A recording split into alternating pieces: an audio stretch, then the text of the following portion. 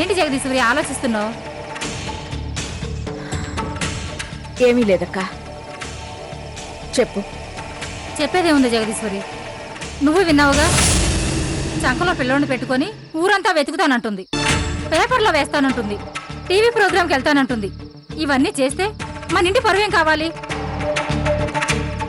ఇది నా ఒక్కదాని సమస్య అని నువ్వు ఆలోచించడం మానవద్దు జగదీశ్వరి.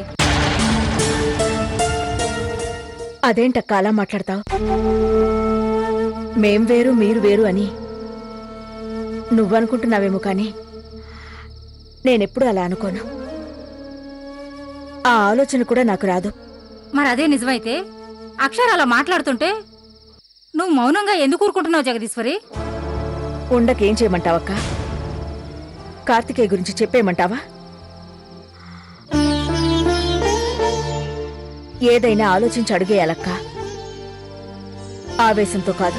అవన్నీ నాకు తెలీదు. రేఖని నెత్తికెక్కించుకోవడం మాత్రం తెలుసు. జగదీశ్వరి, అవునక్క, అక్షర దృష్టిలో అది పని మనిషి కదా.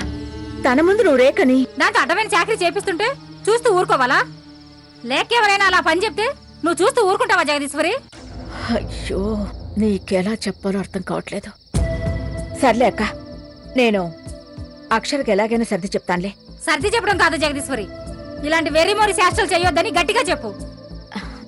అలాగే అక్క, నేను చెప్తాను గాని నువ్వు వెళ్ళి పడుకో. నా ముఖానికి నిద్ర ఒకటే తక్కువ. ఇన్ని సమస్యలతో నిద్ర ఎక్కడ పడుతుంది జగదీశ్వరి? చెప్పాను కదక్క, నేను చూసుకుంటాను అని. నువ్వు వెళ్ళి రెస్ట్ తీసుకో. సరే. ఈవిడ అమాయకత్వం ఏదో ఒకరోజు ఇంటికి తలకిందులు చేసేలా ఉంది.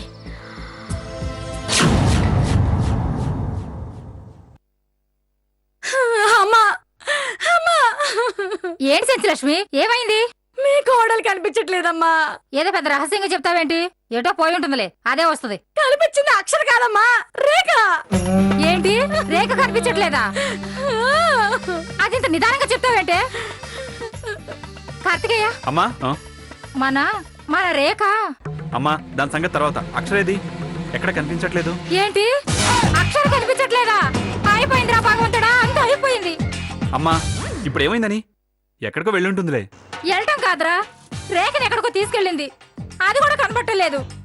జగదీశ్వరి, అమ్మా జగదీశ్వరి, జగదీశ్వరి. ఏంటక్క, ఏమైంది? రేఖ అసలు నా బిడ్డ నా అక్షర ఎక్కడికి తీసుకెళ్లిపోయిందమ్మా. చూడబోతే చెప్పేసేలా ఉంది. నువ్వు కాసేపు ఆగు. ఇద్దరు కలిసి వెళ్తుంటే నువ్వు చూసినట్టు మాట్లాడుతున్నా. అవసరం లేదు జగదీశ్వరి, అది రేఖని దెయ్యం పట్టినట్టు పట్టింది. అది దాన్ని ఏ హాస్పిటల్కో నాటు వైద్యుడి దగ్గరకో తీసుకెళ్లి దాని కడుపు తీయించేసి ఉంటుంది జగదీశ్వరి. అయ్యో అక్క, నువ్వు కాసేపు ఊరుకో అక్క. కార్తికేయ, ఒకసారి అక్షరకు ఫోన్ చేయనా? సరే అమ్మా.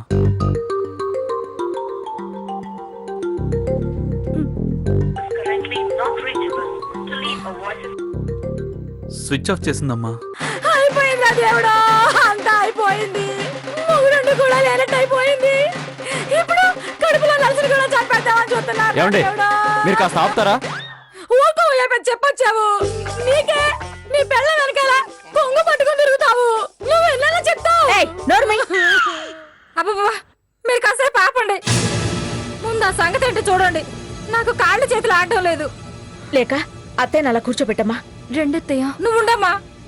నువ్వు శ్రీరామ్ ఎలా ఉంటారో వీళ్ళిద్దరు కూడా అలాగే ఉంటారు అనుకున్నాను. ఇంతలో ఈ మాయలాడొచ్చి. అమ్మా ప్లీజ్, నువ్వు కాస్త రెస్ట్ తీసుకో. అనండ్రా, అందరూ నన్నే అనండి. మీరు రెండెత్తయ్య, రండి.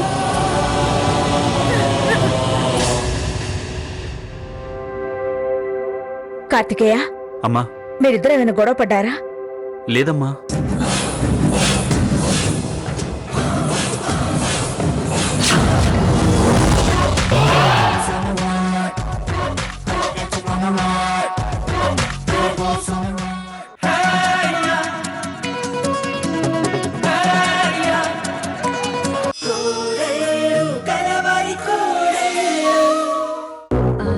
అమ్మగారు, నేను కూడా తాగుతాను అమ్మగారు.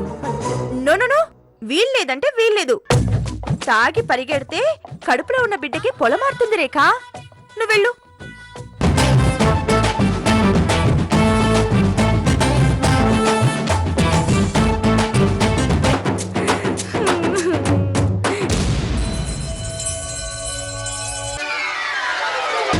ఎక్కడికి లేరే?